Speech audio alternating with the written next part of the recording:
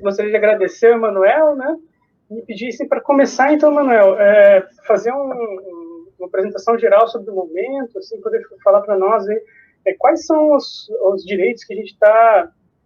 mais suscetível agora de sofrer ataques, né? Muita gente fala da questão das progressões, que é um problema significativo, mas, assim, no seu ponto de vista, o que você está enxergando aí em relação a essa questão dos ataques aos direitos dos trabalhadores da educação, especialmente do UFC? Bom, Ivan, boa tarde, boa noite, né, Ivan, e todos os colegas que nos acompanham. De fato, é um momento bastante crítico, né? A gente tem acompanhado esse cenário todo equidistante, né? Mas, ao mesmo tempo, vigilante, né? A gente tem acompanhado essas questões todas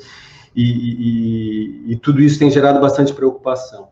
A questão das progressões que tu fala, ela diz respeito àquela Lei Complementar 173, agora de 2020, que proibiu, né, já no contexto da pandemia, que o governo e o Poder Executivo, de um modo geral, criasse novas despesas na área de pessoal, tudo isso com a suposta justificativa de que os recursos precisariam ser economizados para justamente o combate à pandemia. E isso causou bastante preocupação, porque a norma não foi muito clara no que diz respeito ao alcance dessas proibições, o que gerou uma série de questionamentos no âmbito administrativo, sobretudo no âmbito da advocacia pública, né, que emitiu pareceres, ora reconhecendo que a lei complementar não atingia as progressões funcionais, ora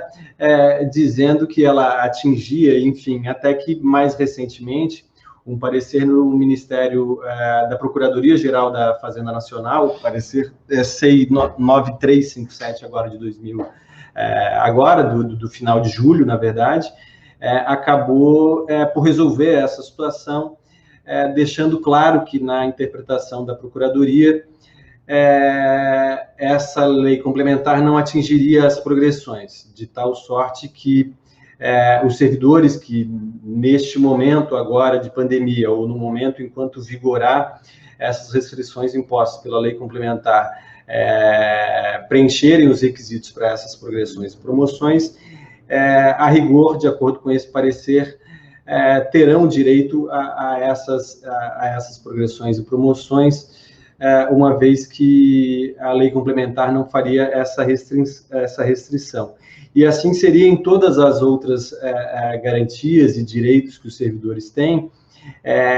que já eram previstos na legislação anterior, a lei complementar, e que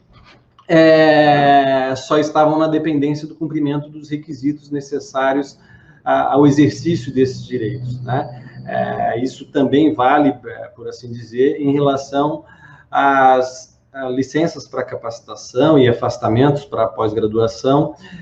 na medida em que os servidores implementem os requisitos para isso. É verdade que, no caso dessas duas garantias, né, o afastamento para pós-graduação e a licença para capacitação, são concessões que estão dentro do poder discricionário da administração. Então, cabe a ela analisar a oportunidade e conveniência de deferir. Mas é fato que, a partir desse parecer, ficou claro que não pode haver o indeferimento desses afastamentos e licenças com a justificativa de que a lei complementar teria proibido. Então, isso resolve uma outra preocupação que vinham tendo os servidores públicos após a edição da lei complementar, para tornar claro que, sob a justificativa de que a nova regra teria proibido, o indeferimento não pode ocorrer, né? Ainda no bojo de ataque aos direitos dos servidores públicos federais, a gente tem a Instrução Normativa número 28, que antecedeu, inclusive, a própria Lei Complementar 173. E essa Instrução Normativa acabou criando restrições ao pagamento dos adicionais de insalubridade e outras verbas de natureza indenizatória neste período de pandemia, né? No sentido de que os servidores que estiverem em trabalho remoto, portanto, em atividades que não o exponham aos agentes insalubres e perigosos, por exemplo, não fariam jus a esses adicionais e nem a outras parcelas de natureza indenizatória, como, por exemplo, auxílio transporte, auxílio alimentação. Muitos sindicatos foram a juízo para discutir a legalidade dessa instrução normativa. O Sinasef Videira, através da assessoria jurídica feita pelo SLPG, fez também uma ação coletiva nesse sentido. A ação está tramitando na Vara Federal de Blumenau, e teve recentemente uma decisão indeferindo o pedido de liminar que fizemos. Nós estamos com prazo aberto agora para a interposição de recurso, que é o agravo de instrumento, dirigido ao Tribunal Regional Federal da 4ª Região, onde a gente espera reverter essa decisão. Como eu falei, uma série de sindicatos no país inteiro foi ao judiciário buscar decisões que impedissem os efeitos dessa instrução normativa, e vários deles com decisões favoráveis, de tal sorte que a gente tem para o nosso recurso precedentes importantes nesse sentido, né? Não que esses precedentes vinculem o Tribunal Regional Federal da 4ª Região, que tem liberdade para decidir o caso conforme a convicção dos juízes que analisarem o caso, mas os precedentes são sempre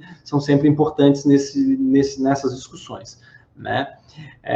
Então, né, no bojo de ataque aos trabalhadores, sobretudo no que diz respeito à remuneração dos servidores, a gente tem essas duas importantes medidas do governo que,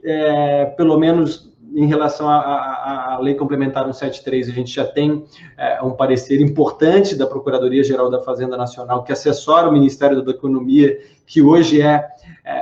o Ministério que centraliza a questão de pessoal civil no âmbito da administração pública federal, de modo que eu não vejo, em relação às progressões, em relação aos afastamentos, problemas em relação